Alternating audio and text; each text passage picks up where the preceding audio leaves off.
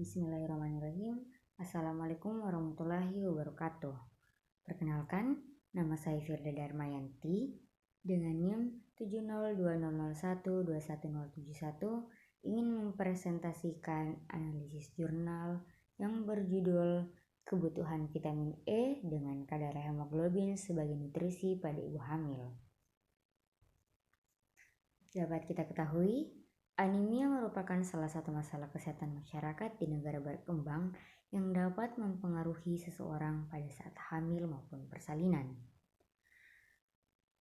Nah, anemia itu sendiri merupakan penyakit kurang darah yang disebabkan berkurangnya hemoglobin dalam eritrosit yang disebabkan kekurangan zat besi. Berkurangnya sel darah merah dapat juga disebabkan oleh kuman penyakit malaria atau plasmodium dan cacing tambang. Menurut Badan Penelitian dan Pengembangan Kesehatan tahun 2018, frekuensi anemia pada ibu hamil masih tinggi. Prevalensinya sebesar 48,9%. Anemia dalam kehamilan didefinisikan sebagai kondisi ibu dengan kadar hemoglobin kurang dari 11 gram per sen menurut WHO tahun 2017. Anemia defisiensi nutrisi terjadi karena kurangnya asupan gizi sehingga mengganggu sintesis hemoglobin dan eritrosit. Balarajan et al. 2011. Nah, salah satu tipe anemia defisiensi nutrisi yaitu anemia defisiensi vitamin E. Defisiensi vitamin E ini mengakibatkan hemolisis eritrosit karena membran sel eritrosit menjadi lemah dan tidak normal. Vitamin E ini berfungsi sebagai antioksidan utama bagi sistem antioksidan sel. Mekanisme kerja vitamin E yaitu mengubah radikal peroksil menjadi hidroperoksil lipid pada membran. Proses ini terjadi pada sebagian besar membran sel dalam tubuh termasuk eritrosit sehingga mencegah kerusakan sel. Nah, jika defisiensi vitamin E ini terjadi pada eritrosit, maka akan mengakibatkan anemia. Selanjutnya, metode penelitian yang digunakan dalam jurnal ini yaitu metode observasional analitik, yaitu mencari hubungan antara satu variabel dengan variabel lainnya. Pendekatan yang digunakan yaitu pendekatan cross-sectional atau potong lintang, yang dimana data yang diambil akan diolah pada waktu yang bersamaan untuk menganalisa adanya hubungan variabel bebas dan variabel terikat. Nah, berikut hasil dan pembahasannya. Hasilnya yaitu usia ibu hamil paling banyak menderita yang berusia antara 20-25 tahun dan yang paling sedikit berusia 31-35 tahun. Sedangkan yang berusia 20-35 tahun merupakan kategori risiko rendah lebih sedikit dibanding ibu hamil dengan kadar hemoglobin normal. Berikut tabel distribusi usia ibu hamil. Nah, dapat kita lihat pada tabel rentang usia 20-25 tahun yaitu berjumlah 21 orang dengan persentase 58,33%. Sedangkan ibu hamil yang berusia 26-30 tahun sebanyak 10 orang dengan persentase 27,78% dengan rata-rata 25,5%. Sedangkan ibu hamil yang berusia 31-35 tahun sebanyak 5 orang dengan persentase 13,89%. Yaitu pembahasannya, distribusi anemia ibu hamil, hasil penelitian menunjukkan lebih dari seper ibu hamil yang dijadikan sampel 66,67% tidak mengalami anemia.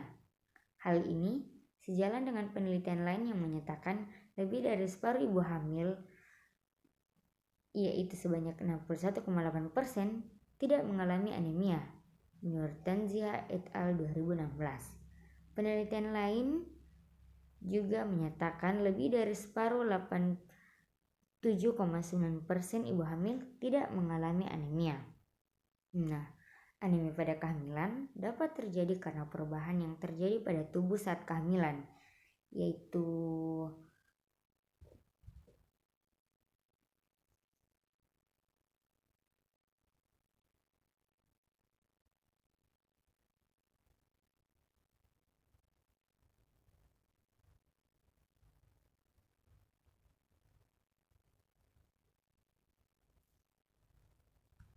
yaitu badan sulit bergerak, kaki membengkak, dan lain sebagainya. Perubahan tersebut mengakibatkan penggunaan berlebih suatu mikronutrisi seperti vitamin E. Mikronutrisi ini penting untuk pertahanan eritrosit. Defisiensi mikronutrisi dapat mengakibatkan anemia pada kehamilan. Nah, distribusi frekuensi asupan vitamin E pada ibu hamil, hasil penelitian menunjukkan lebih dari separuh ibu hamil yang dijadikan sampel kurang dalam asupan vitamin E. Hal ini sejalan dengan penelitian Wulandari tahun 2017 yang menyatakan bahwa semua ibu hamil sebanyak 100% memiliki asupan vitamin E yang kurang. Asupan vitamin E yang kurang pada ibu hamil ini dapat terjadi karena kurang beragamnya jenis makanan yang dikonsumsi. Vitamin E sebagian besar terdapat pada kacang-kacangan, sayur hijau, dan minyak. Asupan vitamin yang kurang dapat disebabkan pada porsi makan yang tidak mencukupi kebutuhan saat hamil, keadaan sosial ekonomi, paritas, jarak kehamilan terlalu dekat, usia kehamilan yang pertama, tingkat pekerjaan dan tingkat pekerjaan fisik. Pada kehamilan terdapat keluhan mual sehingga mempengaruhi asupan makanan. Nah, berikut korelasi asupan vitamin E dengan kadar hemoglobin pada ibu hamil. Hasil penelitian ini menunjukkan bahwa tidak ada korelasi asupan vitamin E dengan kadar hemoglobin pada ibu hamil di Puskesmas Longmesengat. Hal ini tidak sejalan dengan penelitian lain yang menyatakan bahwa terdapat korelasi antara asupan vitamin E dengan kadar hemoglobin. Nah, kesimpulan dan sarannya ini dapat kita simpulkan, yaitu berdasarkan hasil analisis dan pembahasan penelitian dapat diambil kesimpulan bahwa yang pertama, gambar kadar hemoglobin pada ibu hamil di Puskesmas Longmesengat dominan adalah kategori tidak anemia sebanyak 24 orang, yaitu dengan persentase 66,6%. Yang kedua, gambaran asupan vitamin E pada ibu hamil di Puskesmas Longmesengat dominan adalah kategori kurang sebanyak 19 orang, yaitu dengan persentase 52,8%.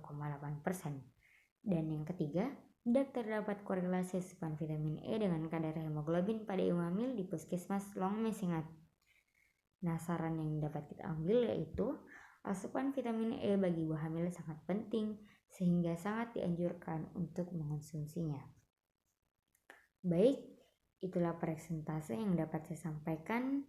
Semoga dapat bermanfaat bagi kita semua. Syukron, wassalamualaikum warahmatullahi wabarakatuh.